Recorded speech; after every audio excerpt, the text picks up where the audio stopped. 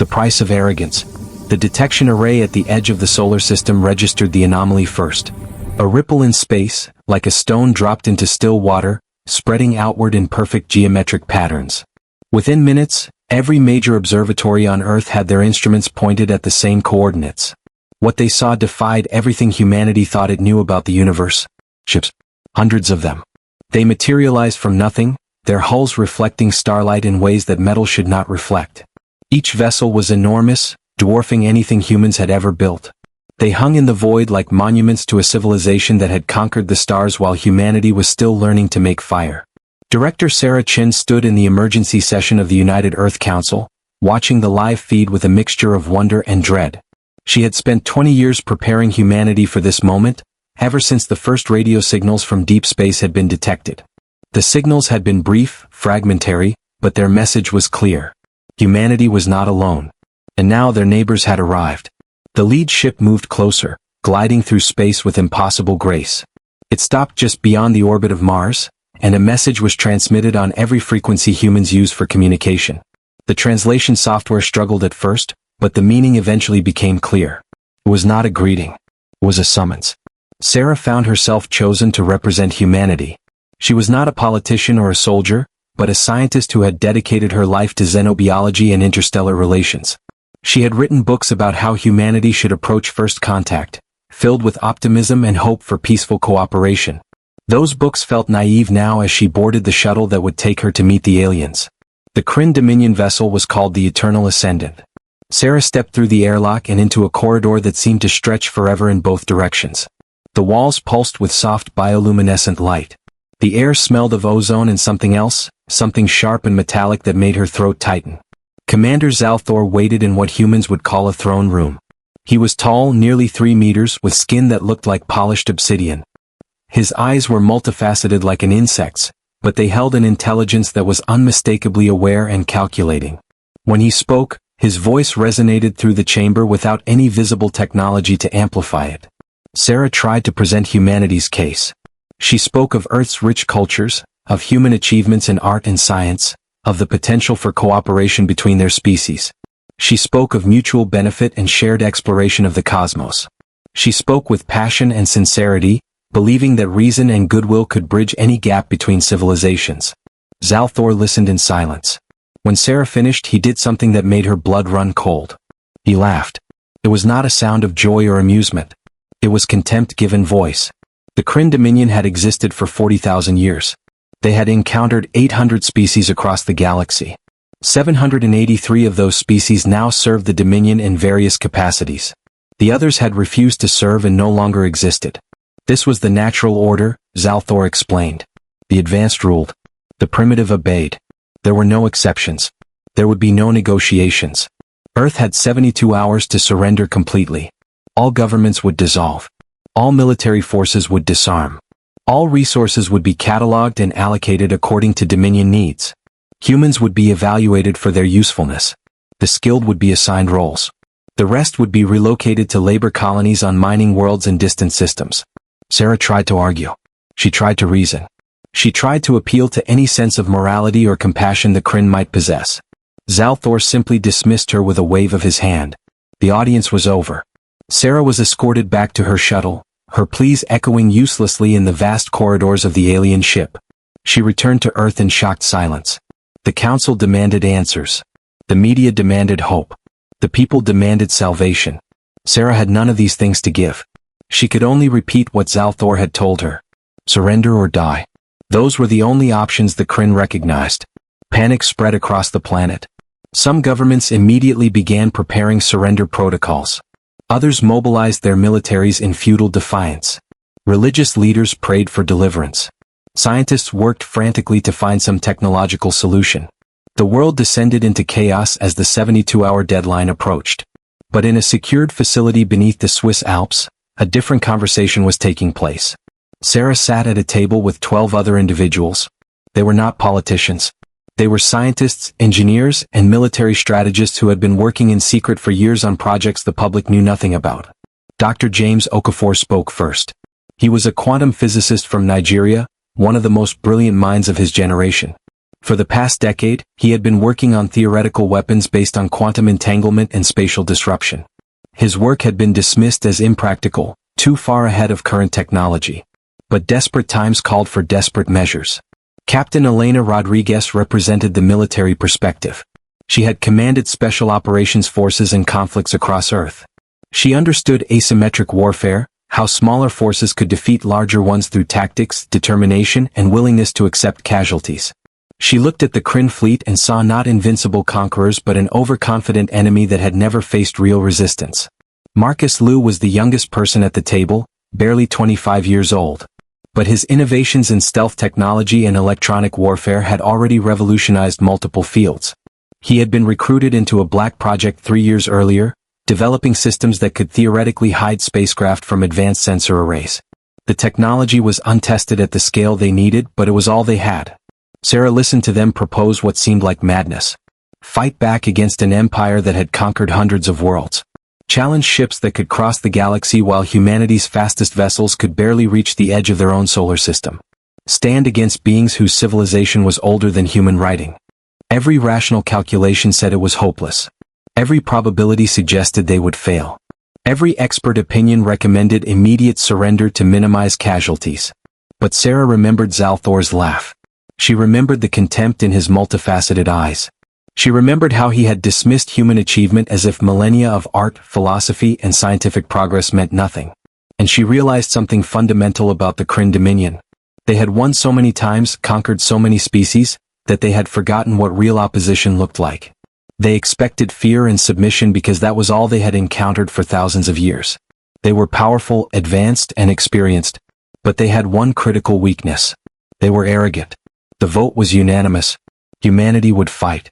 Not because they could win, but because surrender meant the end of everything that made them human. If they were going to die, they would die on their feet, making the Kryn pay for every inch of ground they took. The next 72 hours passed in a blur of preparation.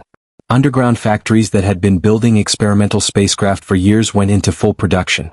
Military forces worldwide coordinated for the first time in human history, sharing technology and intelligence without reservation. Dr. Okafor's quantum disruptors were installed on 43 small attack craft. Marcus Liu's stealth systems were tested and refined. Captain Rodriguez drilled volunteers who knew they were preparing for what would likely be a suicide mission. When the deadline expired, Zalthor expected a transmission of surrender. Instead, he received silence. He ordered a demonstration of power. The Kryn fleet targeted an unmanned space station in high orbit, an old research facility that had been abandoned years earlier. They reduced it to atoms with a single shot from their main weapon. The display was meant to terrorize Earth's population into submission. It had the opposite effect. The destruction was broadcast worldwide. People watched the station vanish and understood that this was their future if they surrendered. The Kryn would destroy whatever they pleased, take whatever they wanted, treat humans like property to be used and discarded. The choice became clear. Fight and maybe die, or submit and definitely lose everything. Sarah Chin addressed the world from the United Earth Council chambers. Her speech was short and direct. She explained the situation without sugarcoating the danger. She acknowledged that humanity faced an enemy far beyond their current capabilities. She admitted that many would die in the coming conflict. But she also spoke of human history, of every time the powerful had underestimated the determined. She spoke of revolutions against empires, of small nations defeating superpowers, of people who refused to accept their assigned place in someone else's order. The Kryn Dominion thought they knew how this story ended. They had seen it 800 times before. A primitive species would bluster and threaten, then crumble when faced with real power. Some would fight briefly before surrendering. Others would submit immediately. The outcome was always the same. But humanity had spent its entire existence defying impossible odds. They had survived ice ages and plagues. They had split the atom and walked on the moon. They had turned deserts into gardens and connected their entire world through invisible networks of information. They had imagined futures and then built them through sheer stubborn determination. Now they would show the galaxy what happened when you threatened humanity with extinction. The Kryn expected fear. They would get fury. They expected submission. They would get war. They expected an easy conquest. They were about to learn a lesson that would echo across the stars. In orbit around Earth, 43 small attack craft powered up their engines. They were crude compared to Kryn technology, ugly things cobbled together from experimental parts and desperation. Their crews were volunteers who had said goodbye to their families knowing they might never return. Each ship carried quantum disruptors that might work or might explode the moment they were activated. Captain Rodriguez sat in the command chair of the lead vessel. She had named it Defiance. Around her, 42 other ships formed up in a loose formation. They were badly outnumbered and outgunned. They faced an enemy with superior technology and thousands of years of military experience. By every logical measure, they were about to die. But logic had never been humanity's strongest trait. Hope, stubbornness, and an absolute refusal to go quietly into the night, those were the qualities that had carried humans from caves to the stars. Those were the weapons they would wield now. The attack began at dawn. The Empire's fall. The Kryn fleet detected the approaching human vessels with casual interest. 43 ships, each barely larger than a Dominion shuttle, accelerating toward 500 warships that had conquered star systems. Commander Zalthor watched the tactical display and felt something close to pity. The humans were brave, he would grant them that. But bravery without power was just another word for suicide. He ordered his fleet to defensive formation, more out of protocol than necessity. The human ships would be destroyed long before they came within effective weapons range.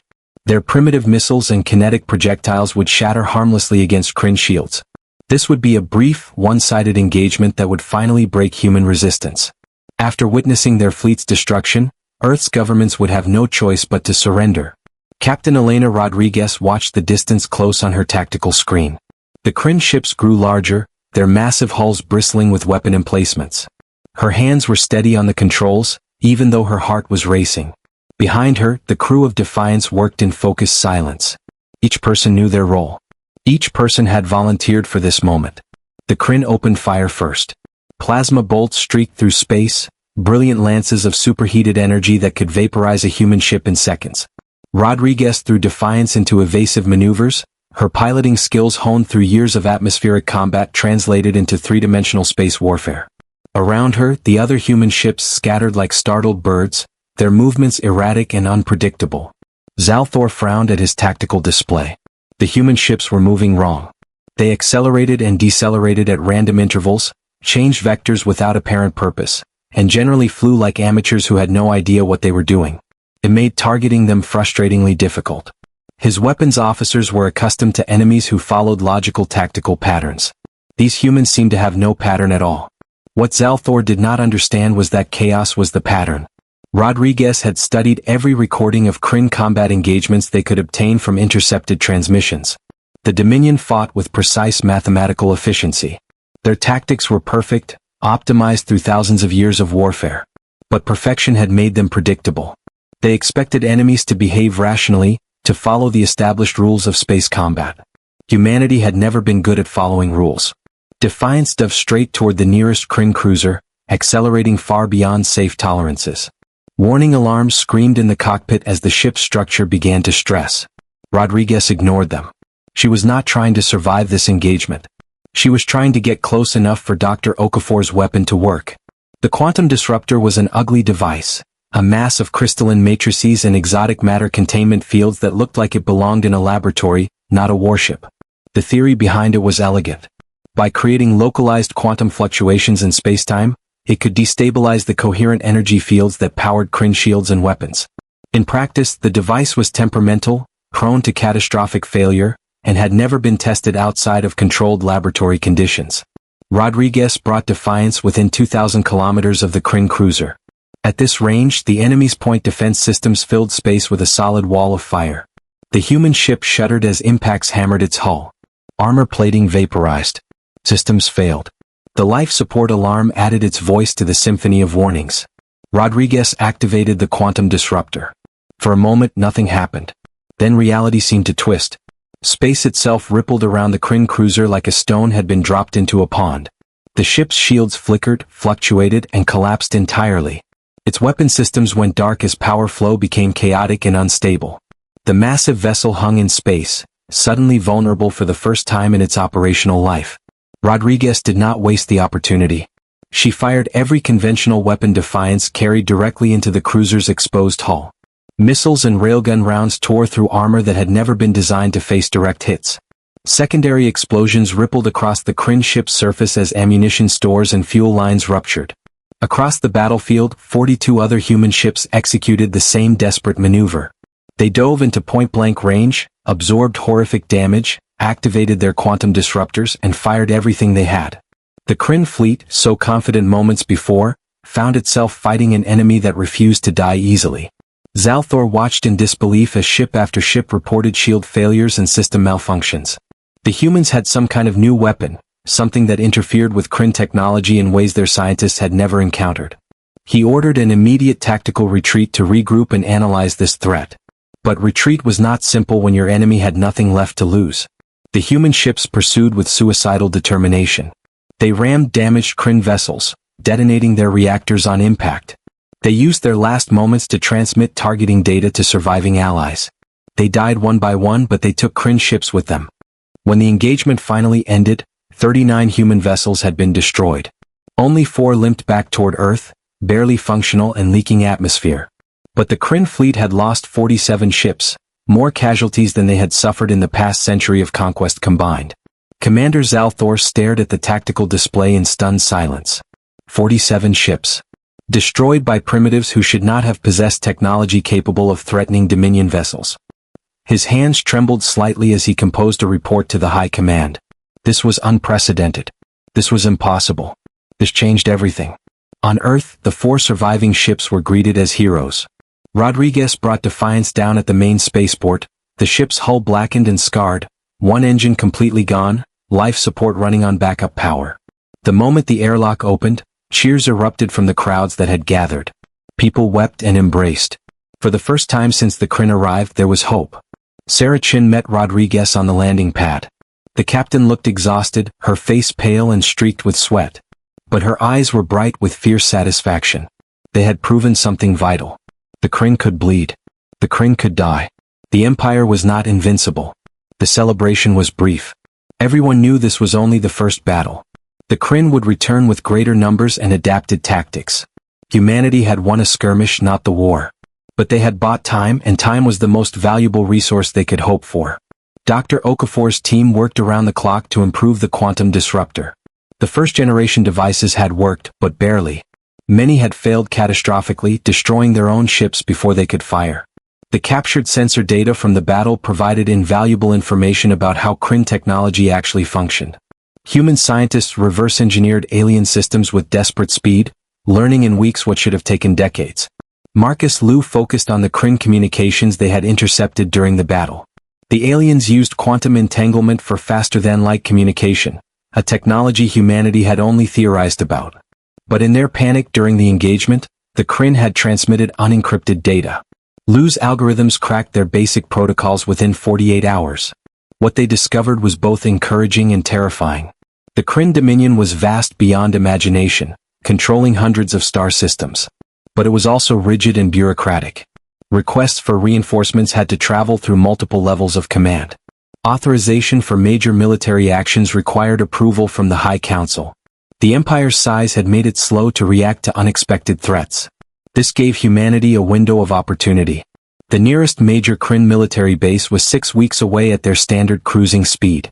Earth had 6 weeks to prepare for the second wave, 6 weeks to turn their desperate victory into something more permanent.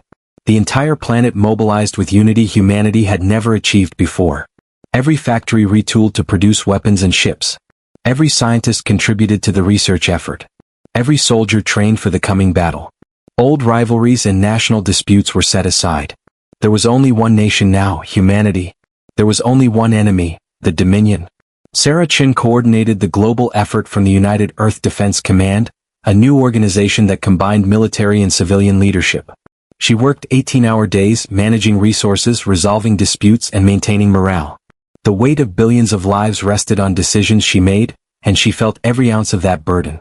Young Marcus Liu approached her with a proposal that seemed insane even by the current standards of insanity. He had been analyzing the Kryn communication network and believed he could create a stealth system that would make human ships invisible to their sensors. The theory involved quantum entanglement mirrors that would redirect sensor beams around a vessel rather than reflecting them back. It was brilliant. It was also completely unproven. Sarah authorized the project immediately. They had no choice but to take risks. Conservative, safe approaches would not save humanity from an empire that had conquered the galaxy. They needed miracles, and miracles required attempting the impossible. 6 weeks passed in a blur of frantic preparation. When the Kryn reinforcement fleet arrived, it was led by Supreme Admiral Kethran, a veteran of 200 military campaigns. He had been dispatched specifically to crush this human rebellion and restore the Dominion's reputation. He brought 3,000 ships, 6 times the force that had failed initially. Kethran was not arrogant like Zalthor. He was methodical and cautious. He studied the reports from the first engagement carefully. The humans had some kind of shield-disrupting weapon and a willingness to sacrifice themselves in close-range attacks. Both factors could be countered with proper tactics. He would engage from maximum range, use overwhelming firepower to destroy human ships before they could close distance, and methodically eliminate Earth's defensive capabilities. His fleet emerged from faster-than-light travel at the edge of the solar system and began a careful advance.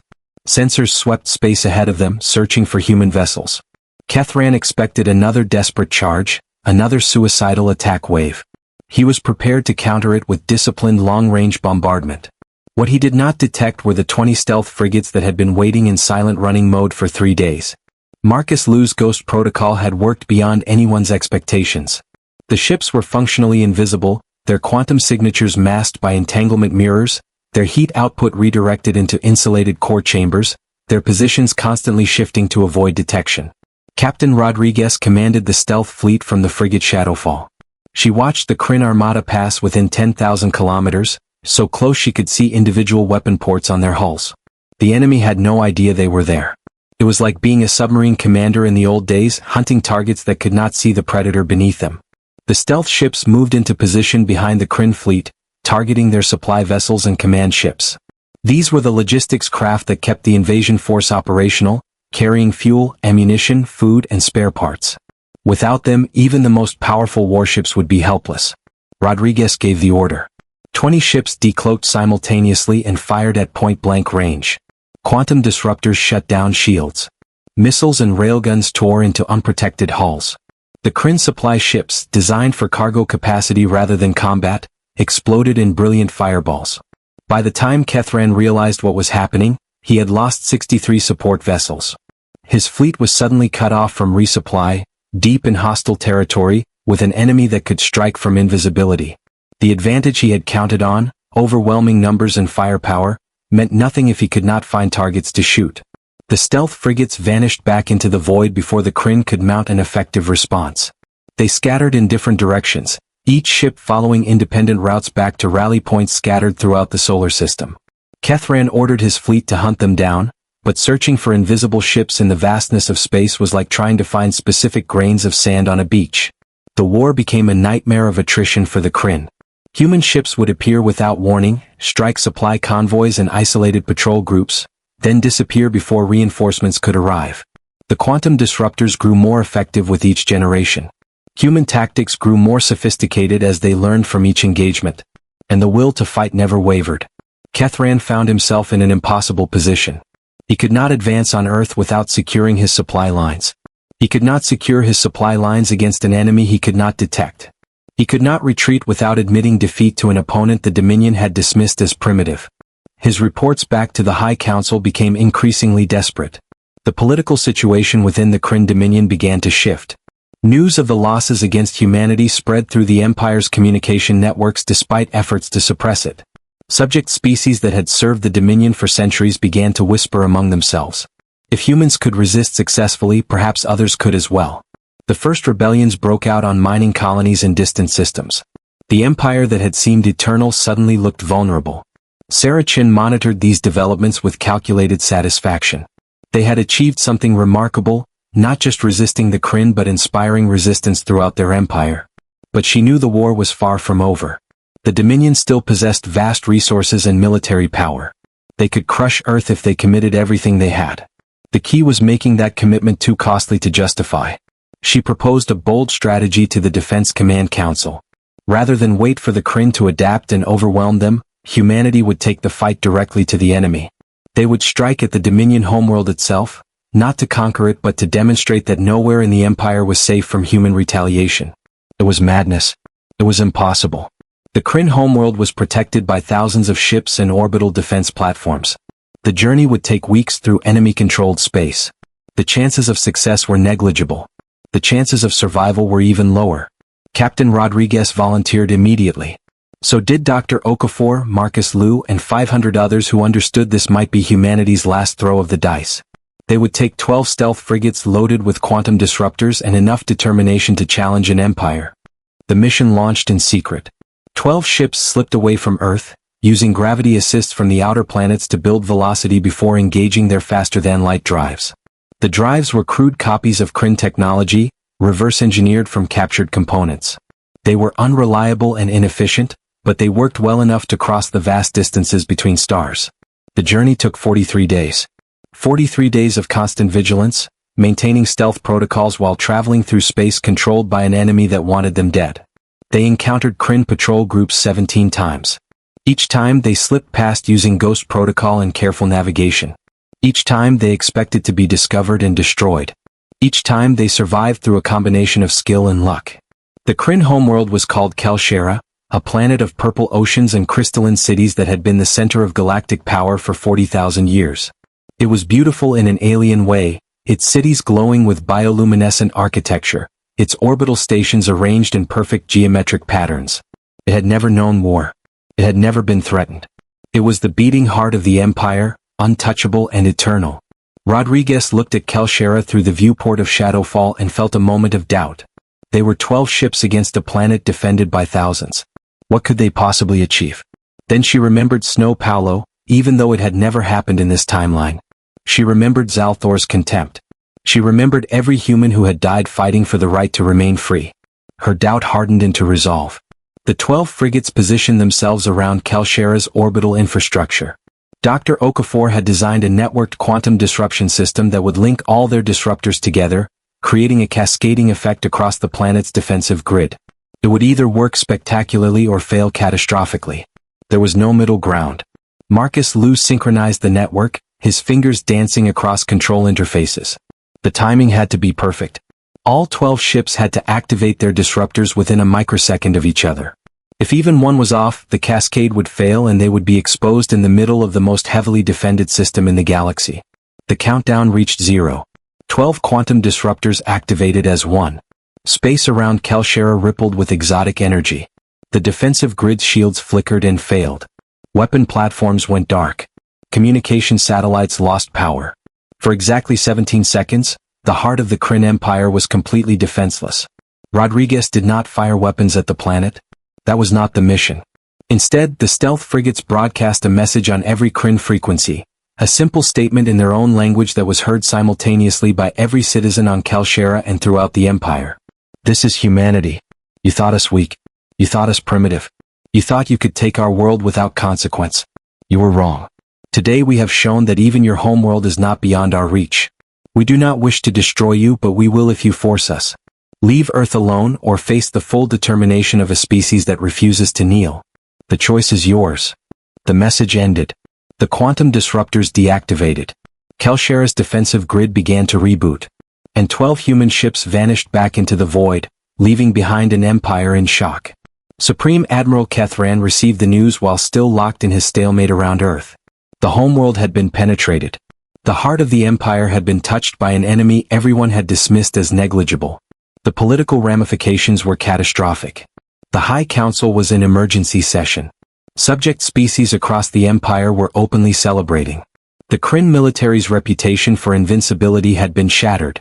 Kethran made a decision that would have been unthinkable 6 months earlier. He opened diplomatic channels with Earth and requested negotiations. Not as a conqueror dictating terms to primitives, but as a military commander recognizing that continued conflict served neither side. Sarachin received the communication with mixed emotions. They had won not through superior force but through superior will. They had proven that humanity could not be easily conquered, that the cost of subduing Earth would be higher than any benefit the Dominion might gain. But she also knew this was just one battle in a much larger struggle. The galaxy was vast and humanity had made powerful enemies. The negotiations took weeks. The terms were simple. The Kryn Dominion would withdraw from Earth's solar system and recognize human sovereignty. In exchange, humanity would not interfere with Dominion affairs in other systems and would share their quantum disruption technology under strict licensing agreements. Neither side was entirely satisfied, but both could accept the compromise. When the Kryn fleet finally departed, Earth erupted in celebration. Humanity had faced extinction and survived. They had challenged an empire and forced it to negotiate as equals. The victory came at tremendous cost, thousands dead, resources exhausted, and the innocence of believing they were alone in a peaceful universe forever lost. Sarah Chin stood on a balcony overlooking the rebuilt cities, watching fireworks paint the sky in celebration. Captain Rodriguez joined her, both women silent for a long moment. They had been through a war that would define their generation. They had seen the best and worst of humanity under pressure. They had witnessed what people could achieve when survival demanded the impossible. "What happens now?" Rodriguez asked. Sarah looked up at the stars, no longer mysterious points of light but a frontier filled with dangers and opportunities. Humanity had announced itself to the galaxy in the most dramatic way possible. Other species would have taken notice. Some would want to establish relations. Others might see humanity as a threat to be eliminated before they grew stronger. "Now," Sarah said quietly, "we make sure we're never this vulnerable again. We build. We learn. We prepare. The Kryn were just the first test. There will be others." She thought about the volunteers who had given their lives, the scientists who had achieved breakthroughs through sheer desperation, the ordinary people who had united when extinction loomed. Humanity had proven something vital about itself. When faced with impossible odds, when threatened with annihilation, when given the choice between submission and struggle, humans would fight. They would adapt. They would find a way to win or die trying. The Kryn Empire would remember this lesson. They had encountered hundreds of species, conquered almost all of them, but they had never encountered humanity before. They had learned that some species could not be broken, that some spirits refused to submit, that arrogance was a weakness that even an empire 40,000 years old could not afford. Far across the galaxy, on the crystalline planet of Kalshera, the High Council gathered in emergency session. They debated the human question, analyzing what had gone wrong and how to prevent similar failures in the future. Some advocated for massive retaliation, committing the Empire's full might to crushing Earth regardless of cost. Others argued for caution, pointing out that humanity had already inspired rebellions across 3 sectors. In the end, they made a decision that would reshape galactic politics for generations. Humanity would be left alone. The Kryn would not retreat from their empire, but they would not expand toward Earth. And they would begin reforms, treating subject species with more respect, allowing greater autonomy. The alternative was watching their empire crumble from within as species after species followed humanity's example. Sarah Chen would not learn of this decision for years. But standing on that balcony, watching her world celebrate survival and victory, she understood a fundamental truth. The universe was dangerous, filled with beings who saw humanity as inferior. But humans had something those beings often lacked: the absolute refusal to accept someone else's judgment of their worth. They would write their own story among the stars, and woe to anyone who tried to stop them. The fireworks continued, brilliant explosions of light against the darkness. Tomorrow would bring new challenges, new threats, new struggles. But tonight, humanity celebrated. They had faced the Galactic Empire and emerged victorious. Not through superior technology or ancient wisdom, but through courage, ingenuity, and determination. They had crushed the Empire's arrogance and humiliated its forces. And they had shown the galaxy that humanity, though young and primitive by cosmic standards, would never be conquered. The stars belonged to those brave enough to reach for them. And humanity, against all odds and expectations, had proven themselves worthy of reaching. The war was over. The real journey was just beginning.